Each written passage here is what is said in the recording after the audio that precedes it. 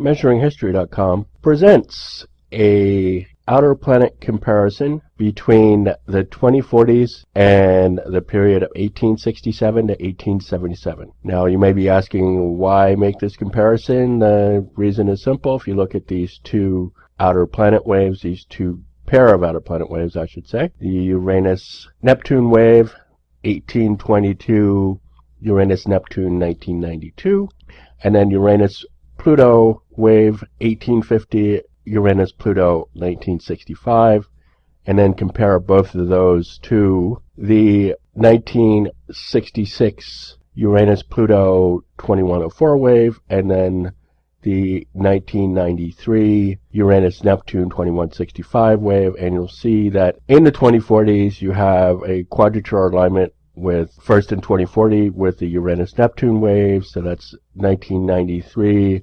Uranus-90 Neptune 2165, and then with the next one coming in you get 1965 Uranus-180 Pluto 2104. Now their two periods are not exactly the same because the period in the 1860s to 1870s has two opening squares, the opening square of Uranus-Neptune first in 1868, so that's 1822 Uranus-90 Neptune 1992, and then just 7 years later you get 1850 Uranus-90 Pluto 1965. And so they're not exactly the same, and the other thing where they're not exactly the same is that the two in the 1867-1877 stretch fall in or come at the end of the Neptune-Pluto wave. 1399 Neptune-Pluto 1892.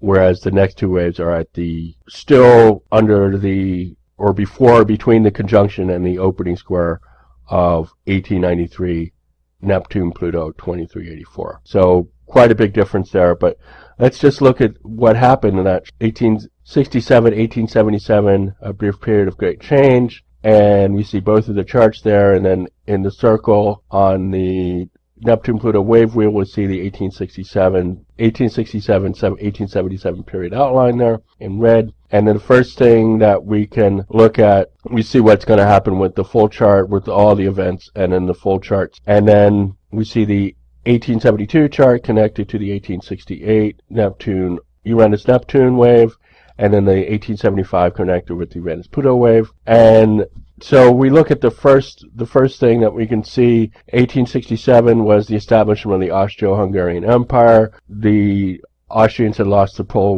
with Germany after a war with Prussia, and therefore they needed to consolidate what power they had. They did it with Hungary. It ultimately led to World War I, and it of course also led to the German Empire. We see this is also the time of right after the Civil War, so during the Reconstruction period. That's the Confederate flag, the official Confederate States of America flag, and then the Acts of North America, which created Canada as we know it. Then we had Das Kapital, which of course was the follow-on to Communist Manifesto. So if there hadn't been any demand for it, it would have not been published. And then we have the Meiji Restoration, which established Japan on a western path about the same time as the Suez Canal. So not only we have the Suez Canal finalizing a dream that people had for centuries, but also putting the Ottoman Empire into the control of European banks through rather dangerous loans that the Ottoman Empire took out, and it's also how Britain became to control Egypt. And then we had, at about the same time, the establishment of the German Empire. That's the German flag, black, white, red. You see on the left side of the screen, that's the flag for the Second German Empire. Then about the same time we had the finish of the Transcontinental Railroad in the United States, which shows how far railroad had come. And then we're going to jump ahead to the 1877 strike of the Great Railroad Strike of 1877 because it's related.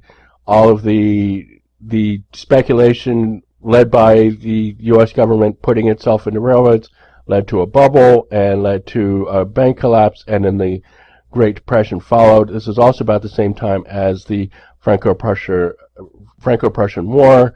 So the first thing that we're seeing here with It's the first time that we can see that industrialism really helped the country overcome its previous disadvantages, and that's why it was able to beat France. Germany was able to beat France so rapidly. So another big change here. And then we have Edison with his phonograph, and the Brooklyn Bridge, which began in 1870, and of course Alexander Graham Bell. What can you say about one of the greatest changes in communication ever? And then those are all the charts. We see both of the charts there. So it's going to be, the charts that you can see are very similar to what happened, or what will happen in 2040s, and also we get a similar circumstance, 1902, 1908, with the same two Uranus-Pluto, Uranus-Neptune waves, and then we see the charts there. We see an overlap between 1904 when Uranus was opposite Pluto, and then the next year we see that Uranus is already opposite Neptune, so there's an overlap there. And we go back to the 2040s, and we see how similar it is. We see how similarly closely placed the Uranus-Neptune and Uranus-Pluto waves and the quadrature alignments are for the 2040s. And will it be the same issues as in the 1870s? No, because the main issue for all of Neptune-Pluto 1893-2384 is the paradox 2140 progress, and those will become even more evident as we shift from the first quadrature, or the first phase of Neptune-Pluto, into the second phase, which happens 2063, 20 years from the 2040s. All of that shift will already be evident in the 2040s, and then we can see this also lead up to a lot of the issues. Obviously will be connected to what will happen in the 2060s.